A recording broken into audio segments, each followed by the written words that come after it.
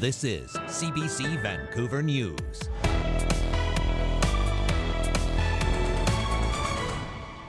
Could it be the end of the Surrey policing saga?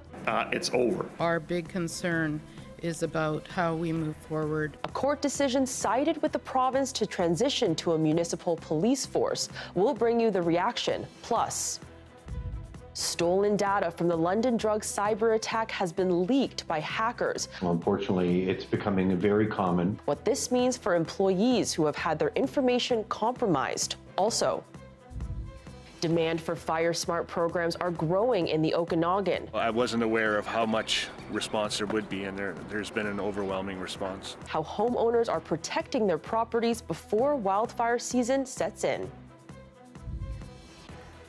Hello, I'm Jessica Cheung. Thanks for joining us. We begin tonight with what could be the end of the ongoing saga over policing in Surrey. The courts have sided with the province, saying the BC government has the right to order the city to transition to a municipal police force. Karen Larson has the latest in the long-running dispute. Score another one for the province in Surrey's policing saga. This decision certainly indicates that, you know what, it's over. That's because a BC Supreme Court decision has dismissed Surrey's bid to stop the province from forcing it to transition away from the RCMP to the Surrey Police Service. What we really want now is the City of Surrey to realize that the decision by the court has been made, that the transition to the Surrey Police Service will continue. Nothing has been simple in this never-ending story. Surrey Mayor Brenda Locke was elected on a promise to keep the RCMP and has been fighting against the Surrey Police Service ever since. Locke says the SPS comes with a $75 million annual hit to Surrey taxpayers. The court challenge has revealed huge holes in this transition to the SPS on multiple levels. And the true costs will have an extremely onerous impact on the City of Surrey and especially on Surrey taxpayers. Work to build the Surrey Police Service has been underway for years, with a deadline of November 29th for it to take over as Surrey's police of jurisdiction.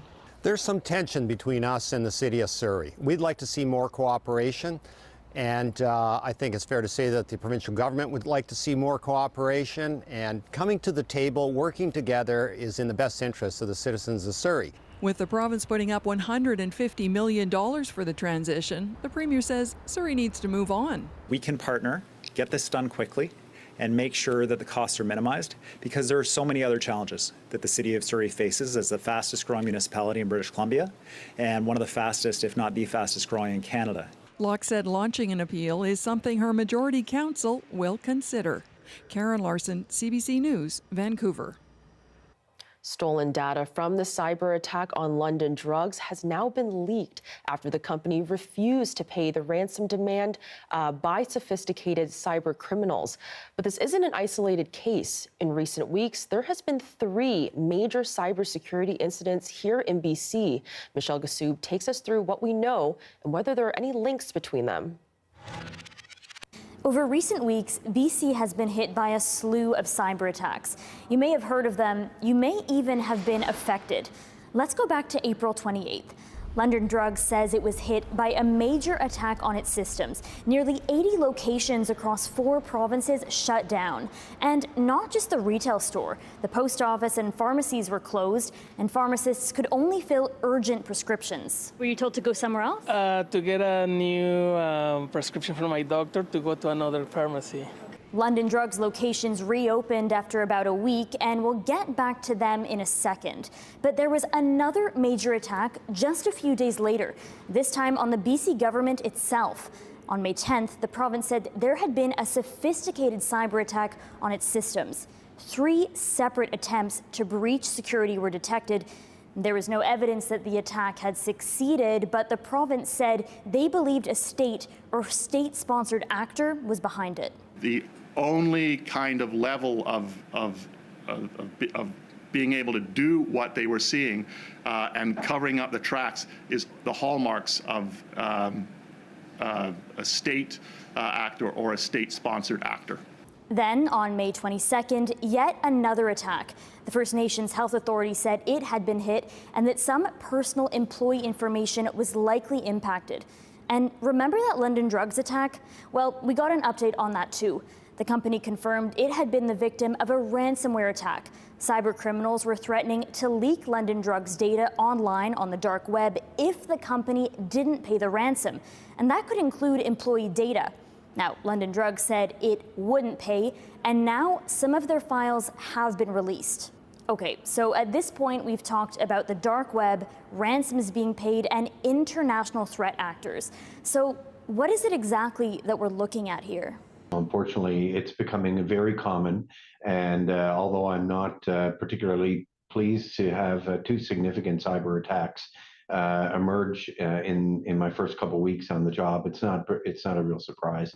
Governments and private companies right around the world are being hit.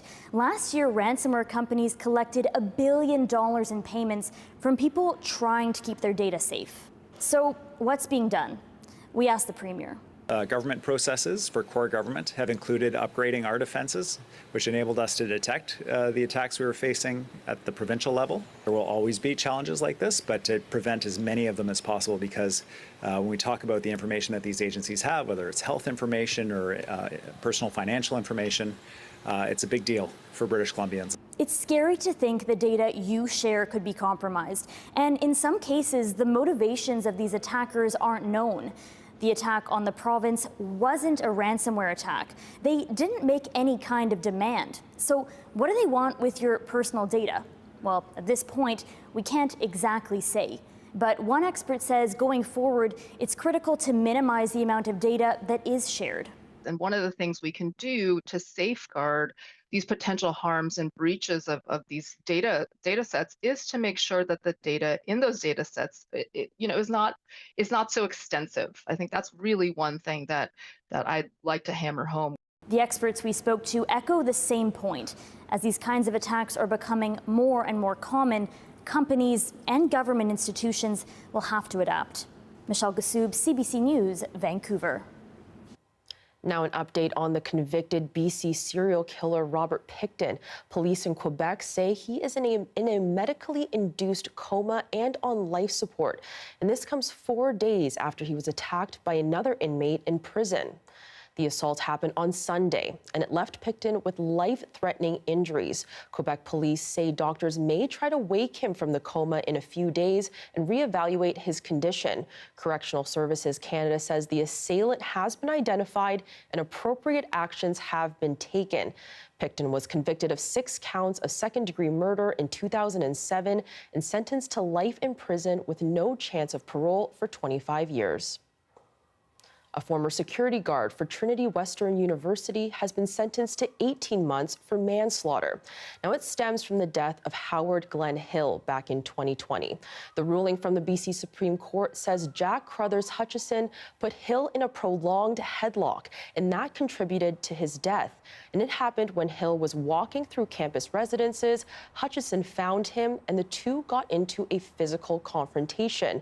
When police arrived, Hill was unconscious and died in the hospital 2 days later. Hutchinson will serve his sentence in his First Nations community. Some Simon Fraser University students staged a pro-Palestinian demonstration this afternoon, and they're echoing calls from across the continent demanding schools divest from companies supplying weapons or war materials to Israel. We've had plenty of opportunities to share emails with them and letters demanding this divestment, but they continue to ignore us and not even sitting down with us to have a meeting. Protesters were waving flags and signs outside the library at the Harbor Center campus. The group is also calling for an immediate ceasefire in the Middle East and condemned the targeting of universities in Gaza. SFU says it respects the right to peaceful protest, adding there's no indication that this demonstration is the start of an encampment. The nearly 4,700 evacuees from Fort Nelson could be allowed to return home as soon as early next week. It's a very short time frame from what the experts are telling us, but we've been doing an awful lot of work to get ready behind the scenes. The mayor says they're focusing on a phase plan for people to go back home. Water, hydro, and hydroelectric services are back up and running, and he's hopeful officials will decide this weekend whether to lift the evacuation order. Some good news for commuters who take Highway 1 through the Fraser Valley. Extra lanes are going to be added over the summer, plus a new interchange at 232nd Street. And it's part of a larger plan to widen the Trans-Canada through to Chilliwack. The province is promising to speed up the construction of new classrooms in Surrey, something it says is needed considering how fast the city is growing. Traditionally built classrooms and new schools can take years. That is why I directed my team to make sure that we build the classrooms that we need at a much faster rate. She says Martha Curry Elementary will get 6 new classrooms and Walnut Road Elementary will get 4 for a total of 250 more student spaces. The developments will see prefabricated construction to speed up the process. The new classrooms are expected to be ready by fall of next year. It's been 4 years in the making, but today the first Indigenous-led Foundry Center opened in Cranbrook. The need here is vast. There hasn't been a space that has been specifically designated for youth services, a safe space where somebody can come and figure out. Sometimes young people don't know what they need, and so it's a space where you can come in and the team works collaboratively to figure out what is that young person needing or wanting as far as a service model, and a space that feels safe, so it's designed by them and for them. The project was funded by community donations from across the Kootenays and is the only one in the province to be built from the ground up. The center will provide free care to young people from Cranbrook, Fernie, Creston, and Kimberley, including mental health and addiction supports, physical and sexual care, peer support, and social services.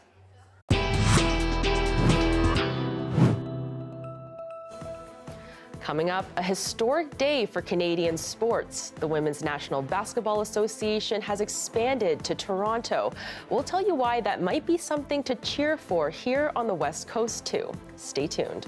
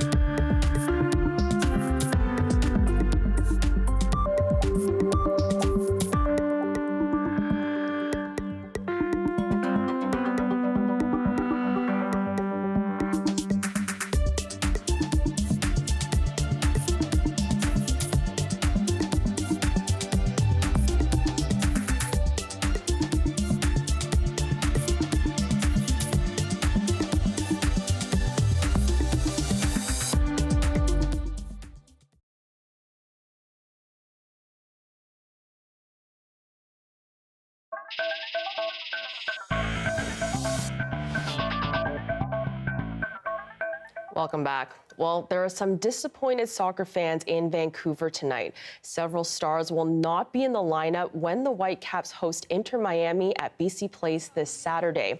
Superstars Lionel Messi, Luis Suarez, and Sergio Busquets are not making the trip to Vancouver. The Whitecaps CEO says the club has no control over players on the opposing teams.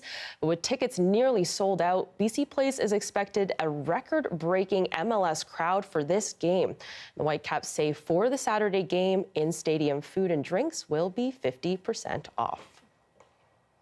It's a historic day in Canadian sports. The Women's National Basketball Association has officially announced its expansion into Toronto, the first team outside the U.S. And it's not just good news for Toronto. As Chris Glover tells us, the team is also expected to play games in other Canadian cities, including here in Vancouver. It took a lot of hands to make this work, but today, more sports history was made in Toronto. I am honored to officially announce that we have awarded the City of Toronto the 14th WNBA franchise. The Women's Pro Basketball League, the WNBA, is expanding outside the U.S. for the first time. The league's commissioner says she picked Toronto after a successful preseason game at Scotiabank Arena last May. Lots of people coming up to me and saying, thank you for making my dreams come true by bringing a WNBA game here. That's when I knew this is the right place as we're thinking about expansion. About 30 years ago, the men's league, the NBA, chose Toronto. Many credited Larry Tannenbaum for making that happen. And now, decades later, the history maker strikes again. This is all possible because of Larry Tannenbaum.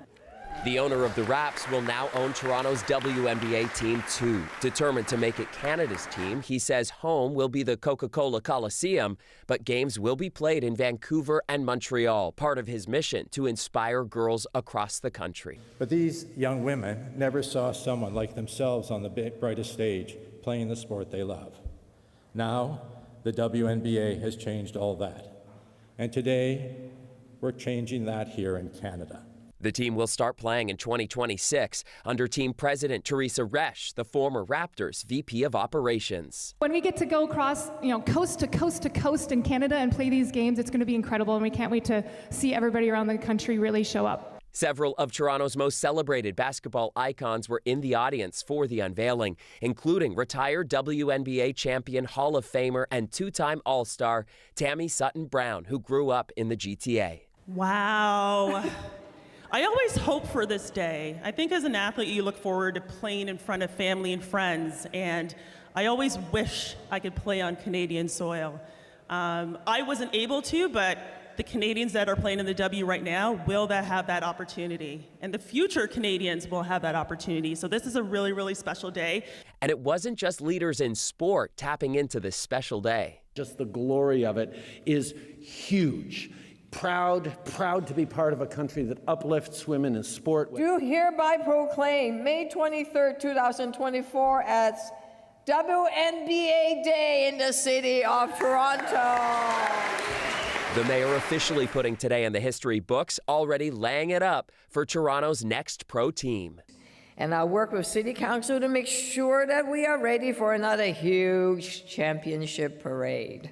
The kind of pressure from a proven, relentless fan base that every Toronto pro team has to get used to. Chris Glover, CBC News, Toronto.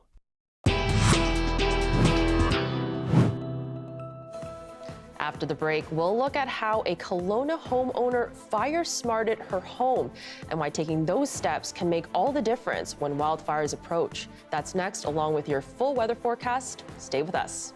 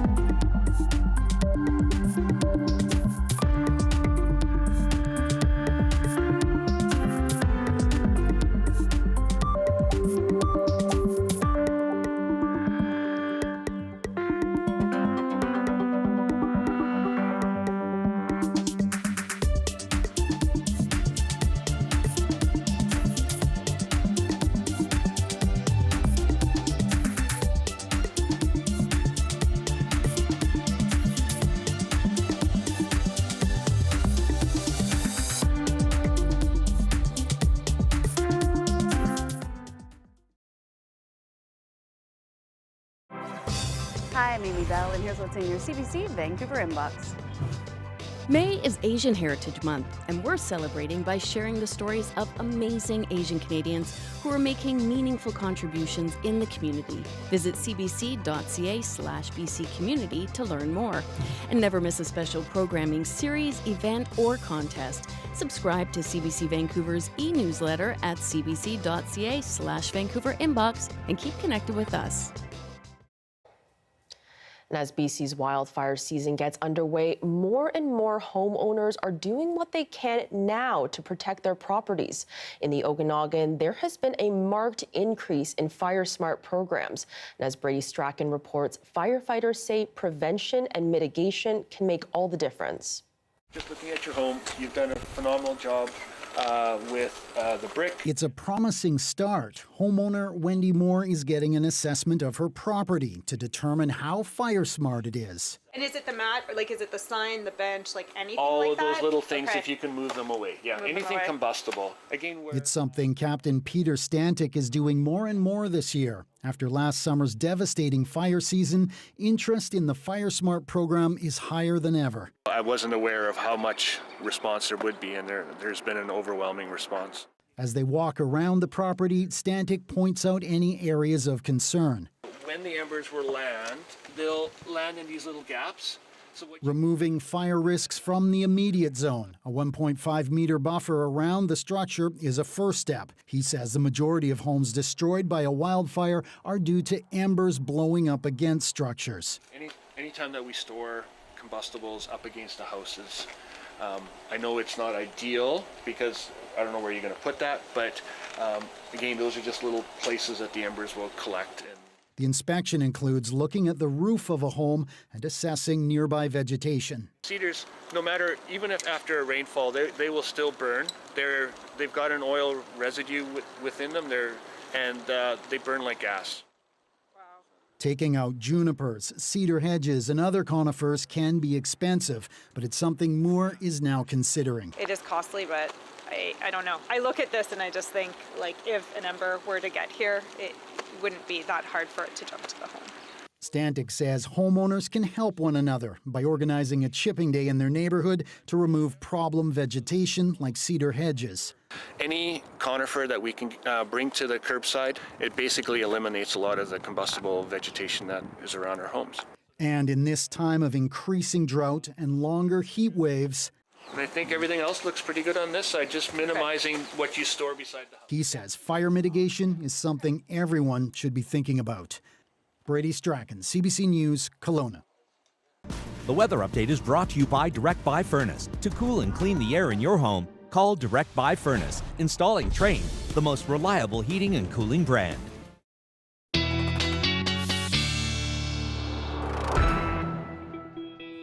And now it's time to check in with our Darius Madavi for our weather forecast in BC. But first, I'm seeing a bit of a pie chart there, Darius. What is that all about? Unfortunately, it's not good news. I mean, I love a good pie chart, but not this one. This is NOAA's forecast for the Atlantic hurricane season this year, and they say it's an 85% chance that this is going to be an above normal season. And not only that, if you look at the numbers of major storms that they're predicting, this is a record forecast. This is the most they've ever forecasted, calling for a lot of storms. And largely that's because we're heading out of an El Nino year. You can see that fading here. We're seeing a lot less red than we were just a few months ago, and into a La Nina. And La Nina usually favors hurricane formation in the Atlantic. The other place we should look at the sea surface temperatures, though, is in the Atlantic itself. This area here, from the Caribbean over to the west coast of Africa, is called the Atlantic Main Development Region. This is where those hurricanes in the Atlantic form, and it is facing either record or near record water temperatures. And if we compare that to 2005, which is actually the second most active hurricane year on season, this was a pretty record-breaking, pretty staggering amount of warm water at that time. Compare it to what we're looking at this year. So that together sort of gives you an idea of what we're looking at in terms of the hurricane season. Now, if we want to turn across the country to here in BC, our fire danger is continuing to rise up in the north, but coming down in the south because we're getting some decent rainfall. Kelowna actually just got the rainiest day it's had in over a year and a half yesterday, so that's a little bit of good news. And more downpours today mean that we should continue to see the drought level drop or keep fire danger stay low for the next few days at least. Now, in terms of other precipitation, we're going to continue to see some scattered stuff across the province. The big news is going to be Friday into early Saturday morning when we might get a pretty serious system come here in Vancouver. It's looking like it might be a repeat of what we had on Tuesday with those really heavy rainfall and those really strong winds. And you can see that wind here. So you're coming up parts of the coast. Also, winds picking up at times over the next few days up in the northeast. So we're going to be keeping an eye on that as well. In terms of temperatures, not anything too exciting, maybe dropping a little bit on the coast tomorrow, but other than that, pretty seasonal. In terms of conditions across the province, we are seeing some lightning activity continuing in parts of the northern and southern interior as we see those convective storms pop up as the ground warms. We're going to continue to see the storm clouds form and see some more lightning, but also lots of downpour. So not much dry lightning, it looks like so far, so good news there. And lastly, in terms of a 5-day forecast, a little bit rainier now. We might see that heavy rain on Saturday. We'll have a better idea of that tomorrow. Amazing. Yeah, we'll look out for that rain and that wind coming up. Thanks so much, Darius. Thank you. And that is your late news for this Thursday, May 23rd. For news anytime, anywhere, download the free CBC News app. You can always find us online at cbc.ca/BC. Thanks for watching and have a wonderful night.